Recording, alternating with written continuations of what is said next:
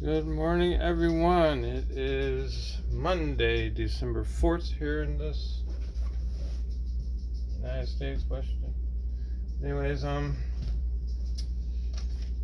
we'll get around to this flash briefing, but before they spit off their news, there's something I must say that found out Sunday. There was an American naval ship out in the Red Sea and many other ships that came under attack. So hopefully everything settles down over there and gets peaceful and doesn't start something. Israel was involved. I don't know who else. But yeah. So this weekend we had someone dear to us pass away, but anyways, I think I'm gonna start deleting videos at some point when I feel up to it.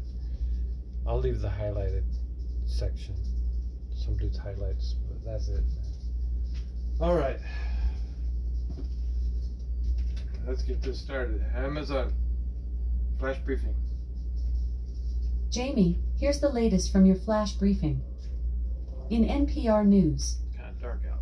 Live from NPR News in Washington, I'm Corva Coleman. The head of the International Committee of the Red Cross is now in Gaza. Mirjana Spoljaric says conditions are intolerable. She's demanding civilians in the conflict be protected in line with the laws of war. She is also calling for the hostages held by Hamas to be freed and for the ICRC to be allowed to visit them.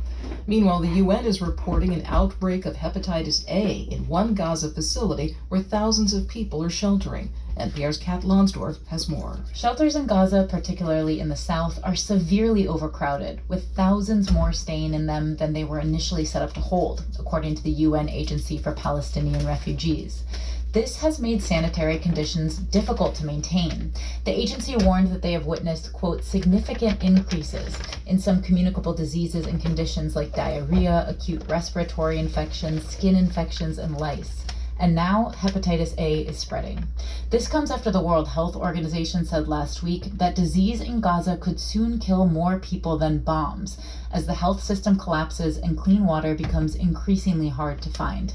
Kat Lonsdorf, NPR News, Tel Aviv. Delegates continue to meet at the World Climate Summit in the United Arab Emirates. Ukrainian delegates have announced the expansion of a wind farm in one region that Russia has targeted with missiles. Maxim Timchenko is with a Ukrainian energy company. He says some of the officials started to build the first phase of the wind farm while they were still in bomb shelters. They walk in armors and they see missiles flying above their heads.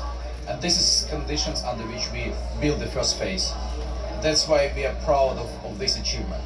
And moreover, it gives us more confidence to build the second phase and complete this project. Meanwhile, President Biden has sent a letter to Congress. He's imploring members to approve more U.S. aid to Ukraine. The Biden administration says that current U.S. aid to Ukraine will run out at the end of this year.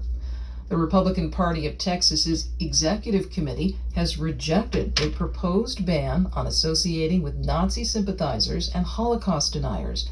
Texas Public Radio's David Martin Davies reports on the close vote over the weekend. The tally was 32 to 29 for the Saturday vote.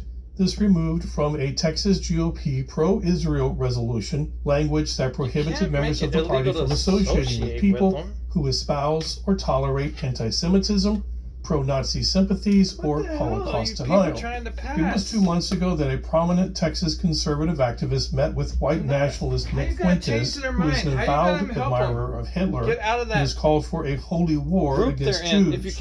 Members of the executive committee who voted against the language said that words like tolerate and anti-Semitism are too vague. I'm David Martin Davies in San Antonio. This is NPR News. The U.S. Defense Department says a U.S. warship came to the aid of 3 commercial ships in the Red Sea yesterday. They had come under attack by drones and missiles fired from Yemen. It was from an area controlled by Houthi rebels. The Defense Department says there was minor damage to the ships and no injuries. Authorities in the southern Philippines say they're looking for suspects in yesterday's bombing of a Catholic church mass. ISIS has claimed How are responsibility you for going to the save the attack children that if you killed can't 4 talk to them? people. How's the police Dozens of going to do their others have job been and wounded. get people out of those situations? Opening arguments began today in the U.S. criminal trial of actor Jonathan Majors.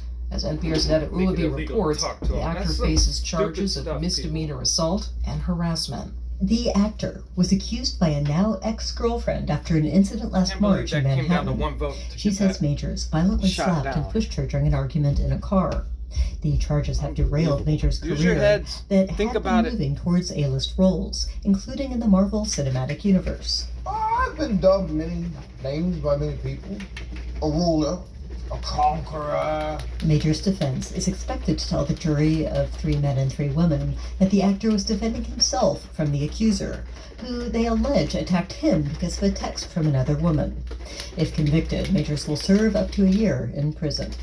Netta Ulaby, NPR News. The Kennedy Center honors were awarded last night. This year's honorees are rap star and actress Queen Latifah, comedian Billy Crystal, singer Barry Gibb, opera star Renee Fleming, and singer Dionne Warwick.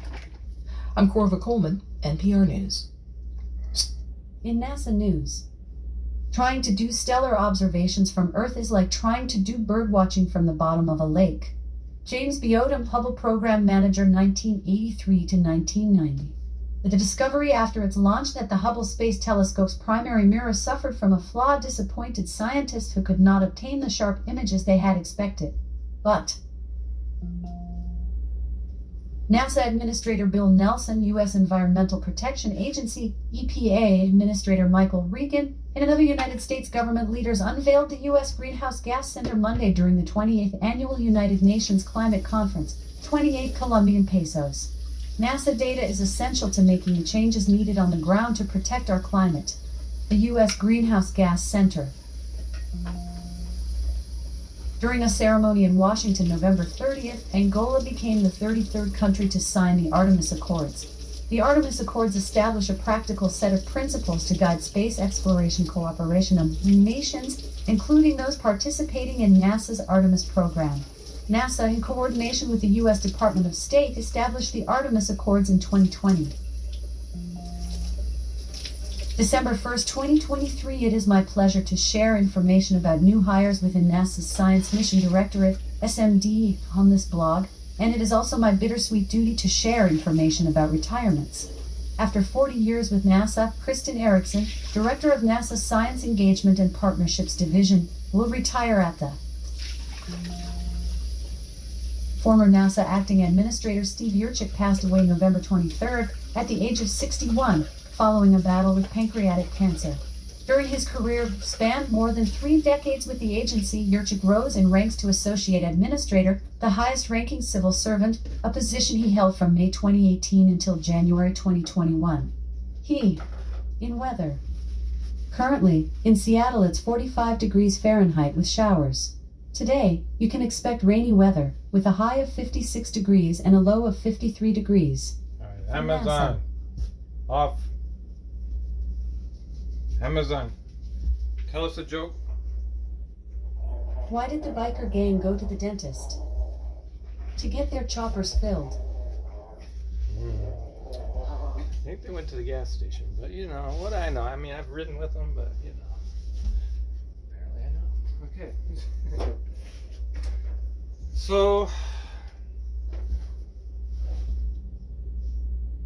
yeah, I don't know what country that was or whatever. I have to re-listen to it, but they voted just now and it got disapproved. You know, 1 vote, we just heard it, voted down.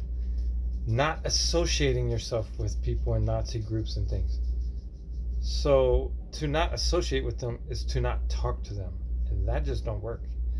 I mean, how are you going to talk someone out of, if they've been raised that way their whole life and they know no different, and how are you going to get little kids out of those types of groups that raise them to be how they raised them to be? And the whole thing makes no sense. And then if there's a family member, for example, talking to a little kid or something that's in that group, trying to help them out, trying to get them out of the situation they're in, even a mother or a dad or something that didn't get to keep their kid, and the other one spouse lives there. You know, there's just so many scenarios of people that could associate. Maybe you don't even know them, don't even know they're in a group, and you're just coming over to clean drains at a house. Then you get arrested. You know, this guilt by association thing, it doesn't. It's not a favorable way to do that. So the fact that it came down to just one vote and they disapproved it is amazing that they disapproved it. It's terrible that it was based off of one vote, 29 to 30, wherever that was. But so I'd like to highlight this video. I don't know where that was. I'll have to rewatch it myself. So I'll just say guilt by association. All right, everyone. Have a wonderful day and work week, and I hope it goes well for you. Peace, prosperity, love. Hang loose.